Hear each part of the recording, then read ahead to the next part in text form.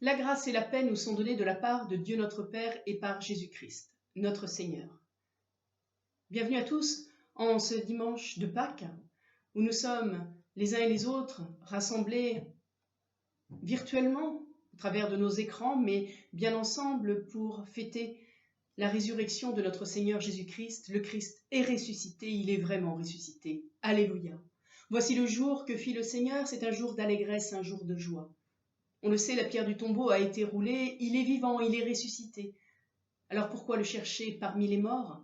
Il est vivant, comme il l'avait dit. Le Christ est ressuscité, il est vraiment ressuscité. Alléluia. Et je vous invite, avant d'entendre les lectures de ce matin de Pâques, à vous unir dans la prière. Seigneur, en ce matin de Pâques, donne-nous d'accueillir ta parole comme une rosée vivifiante pour nos vies. Amen. Notre première lecture se fera dans l'Épître aux Corinthiens au chapitre 15, les versets 1 à 11. Première Épître aux Corinthiens, chapitre 15, versets 1 à 11.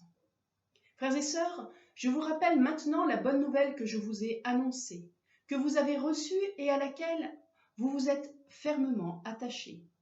C'est par elle que vous êtes sur la voie du salut. Si vous la retenez telle que je vous l'ai annoncée, autrement, vous auriez cru inutilement. Je vous ai transmis avant tout cet enseignement que j'ai reçu moi-même. Le Christ est mort pour nos péchés, comme l'avaient annoncé les Écritures. Il a été mis au tombeau, il est ressuscité le 3e jour, comme l'avaient annoncé les Écritures. Il est apparu à Pierre, puis aux 12 apôtres. Ensuite, il est apparu à plus de 500 disciples à la fois. La plupart d'entre eux sont encore vivants, mais quelques-uns sont morts. Ensuite, il est apparu à Jacques, puis à tous les apôtres. Enfin, après eux tous, il m'est aussi apparu à moi, bien que je sois pareil à un avorton. Je suis en effet le moindre des apôtres. À vrai dire, je ne mérite même pas d'être appelé apôtre, car j'ai persécuté l'Église de Dieu.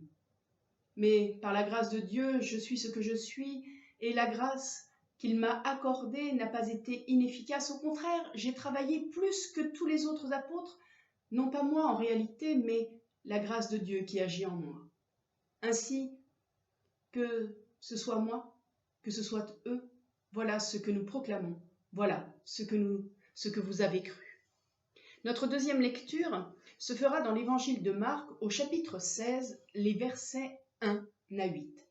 Marc 16, versets 1 à 8.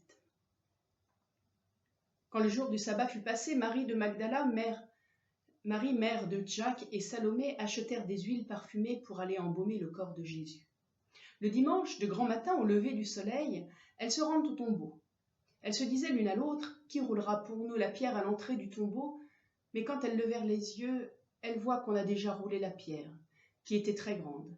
Elles entrèrent alors dans le tombeau. Elles virent là un jeune homme assis à droite qui portait un vêtement blanc.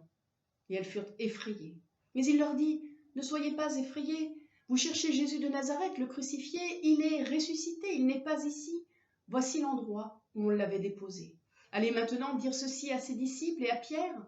Il vous précède en Galilée. C'est là que vous le verrez, comme il vous l'a dit. » Elles sortirent alors et s'enfuirent du tombeau, car elles étaient toutes tremblantes et stupéfaites.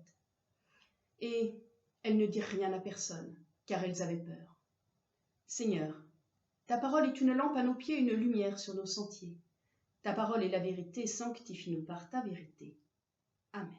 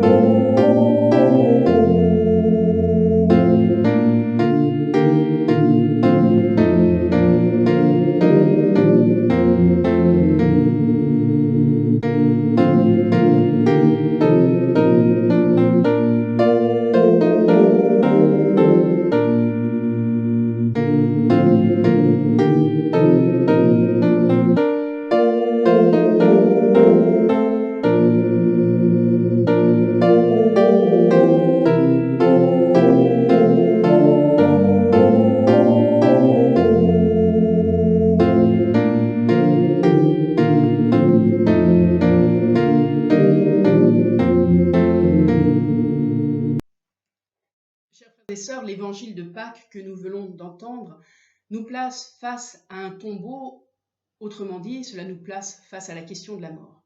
Une question préoccupante et à laquelle nous sommes régulièrement confrontés, et peut-être qu'en ce moment certains d'entre vous y sont confrontés suite à la perte d'un proche ou dans le cadre peut-être d'une santé fragile. Et au-delà du niveau individuel, je pense aussi aux situations dans lesquelles est plongé le monde, cette question de la mort avec la pandémie du Covid-19. Et on le sait, la mort suscite à la fois la révolte et la peur.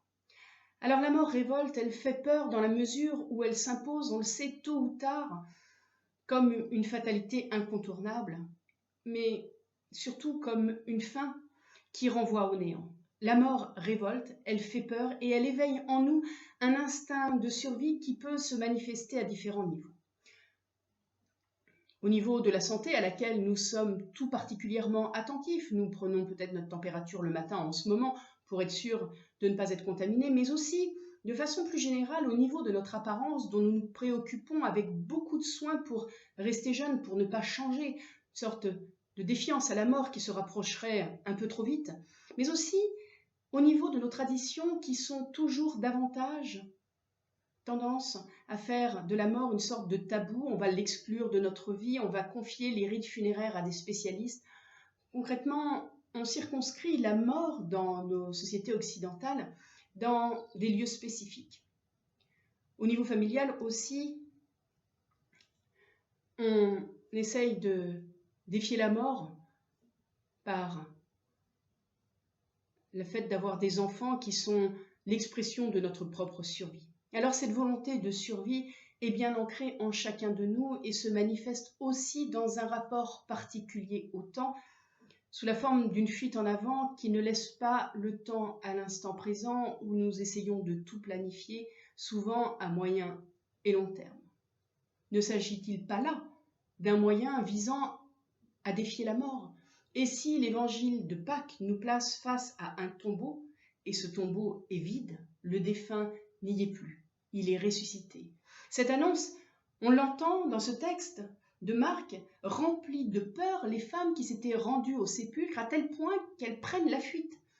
Le texte nous précise qu'elles fuient loin du tombeau. L'évangile ne nous renvoie donc pas tant à la question de la mort qu'à la question de la non-mort, ou encore à la question de la mort, Une question qui inspire apparemment encore davantage de peur que la mort elle-même.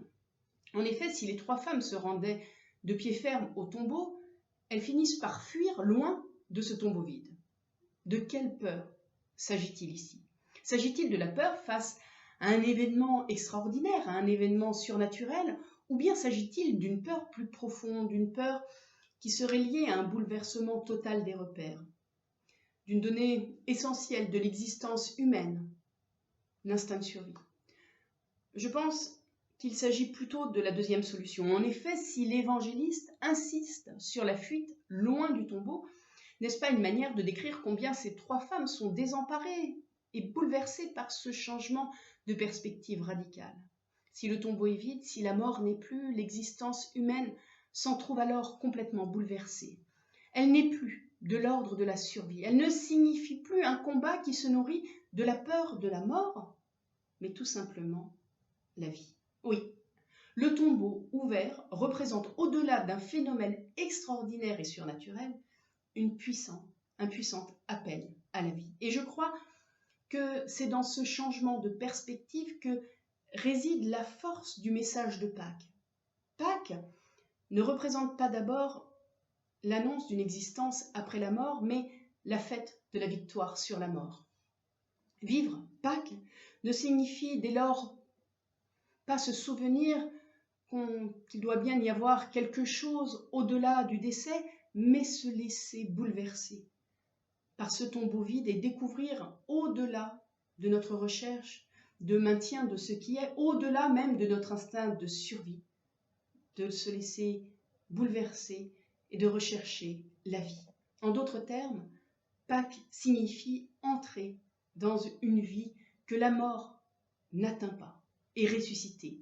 Ressusciter en renonçant à être des esclaves de notre santé, ressusciter en renonçant à être les esclaves de notre apparence et de notre crainte du changement, ressusciter aussi en acceptant que la mort fait partie de notre vie tout en ayant vaincu son emprise dévastatrice.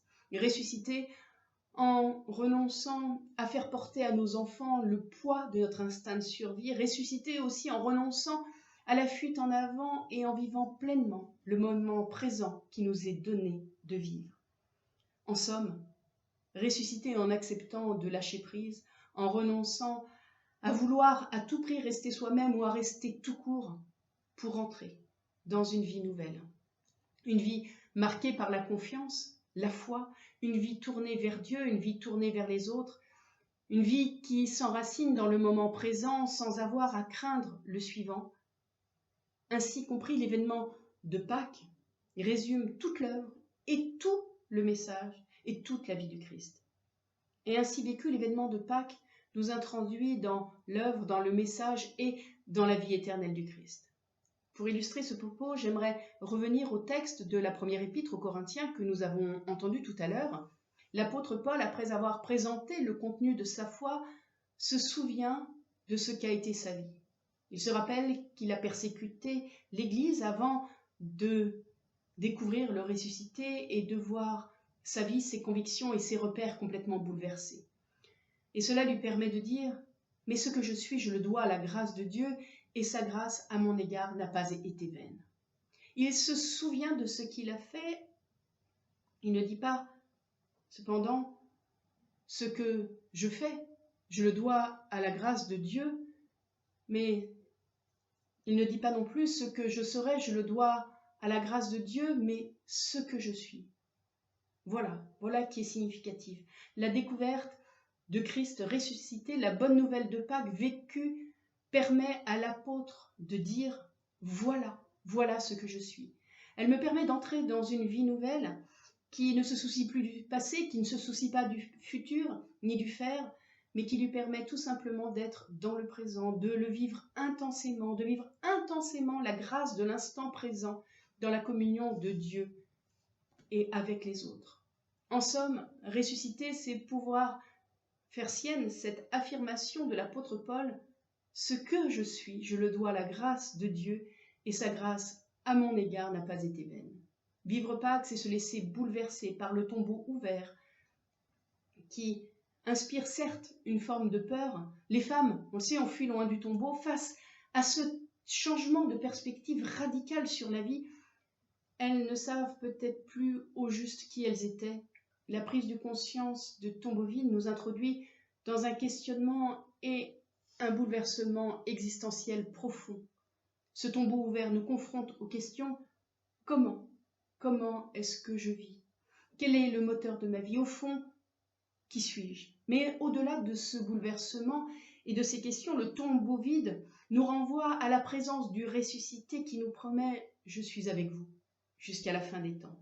Le Christ est ressuscité et sa présence, son amour, nous permettent de ressusciter et de vivre pleinement ici et maintenant en affirmant avec l'apôtre Paul « Ce que je suis, je le dois à la grâce de Dieu et sa grâce à mon égard n'a pas été vaine. » Alors tel est le message de Pâques. La résurrection s'accomplit avant la mort. Elle commence dès aujourd'hui. C'est un message exhortant à ne plus craindre la mort, mais à se consacrer à vivre sa vie. Je nous souhaite pour ce jour de Pâques et pour tous les jours de l'année de nous laisser bouleverser par ce tombeau vide. Cela afin que nous puissions rencontrer le Christ ressuscité dans toutes celles et tous ceux que le Christ met sur nos chemins, que nous entrions toujours à nouveau dans la vie que la mort n'atteint pas, dans une vie que la mort n'atteint plus, dans une vie qui s'ouvre dès aujourd'hui au mystère de la vie éternelle. Le Christ est ressuscité, nous sommes ressuscités. Amen.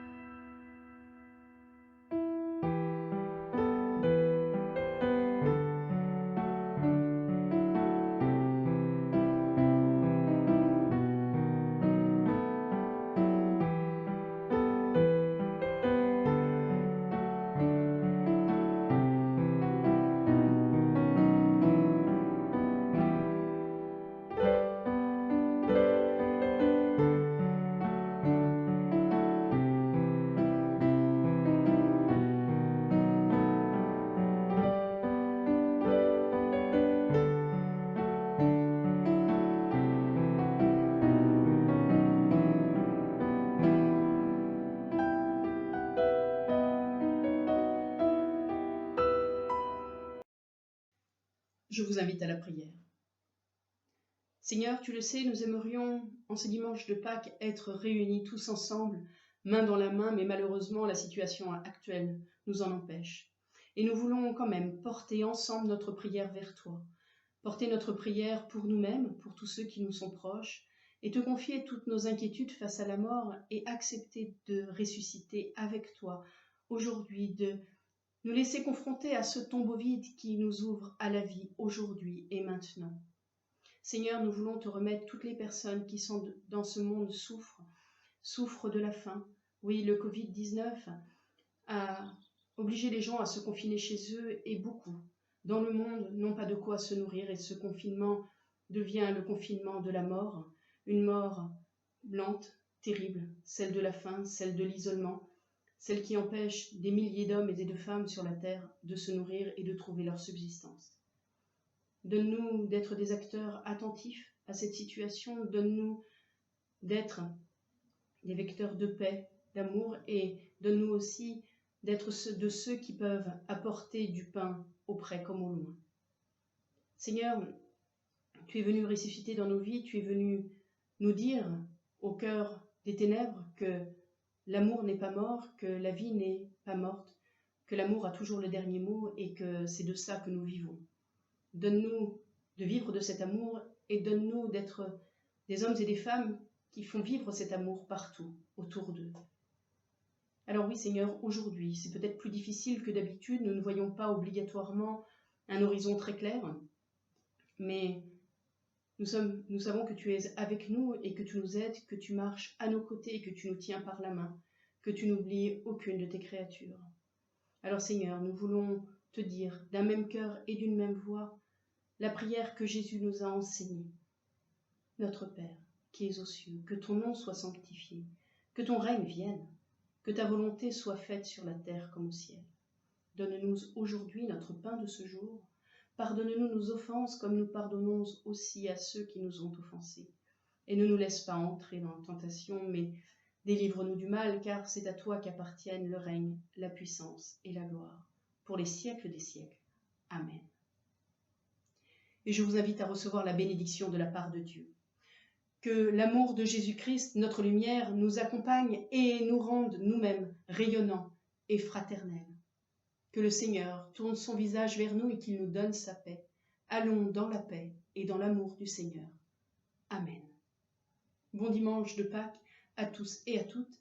Vous pouvez, si vous le souhaitez, partager une Sainte Seine en famille ou alors, si cela est trop compliqué, partager un apéritif fraternel qui vous permettra de vous sentir en communion les uns avec les autres, peut-être en invitant vos familles sur FaceTime à vivre ce temps un peu particulier, pour vivre une communion un peu éloignée ou pour partager un apéritif. Il n'est pas là question de dénaturer le symbole de la communion, mais il s'agit bien d'un repas fraternel pris en commun les uns avec les autres. Sachez que vous êtes tous et toutes dans mes prières jour après jour et que je pense à chacune et à chacun d'entre vous. Que Dieu vous bénisse et vous garde. Amen.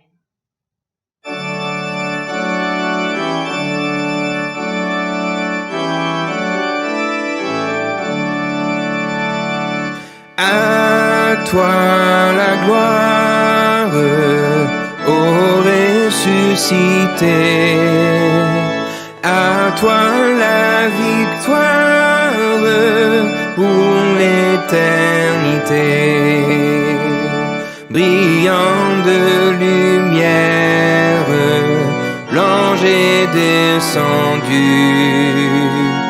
Il roule la pierre du tombeau vaincu. À toi la gloire, ô ressuscité. À toi la victoire pour l'éternité. Vois-le paraître, c'est lui, c'est Jésus, ton sauveur, ton maître. Oh, ne doute plus, sois dans l'allégresse peuple du Seigneur, et redis sans cesse, le Christ est vainqueur. À toi la gloire, ô ressuscité, à toi la victoire pour l'éternité. Craindrai-je encore, il vit à jamais, celui que j'adore, le prince de paix. Il est ma victoire, mon puissant soutien, ma vie et ma gloire. Non, je ne crains rien. À toi la gloire, ô ressuscité. À toi la victoire pour l'éternité.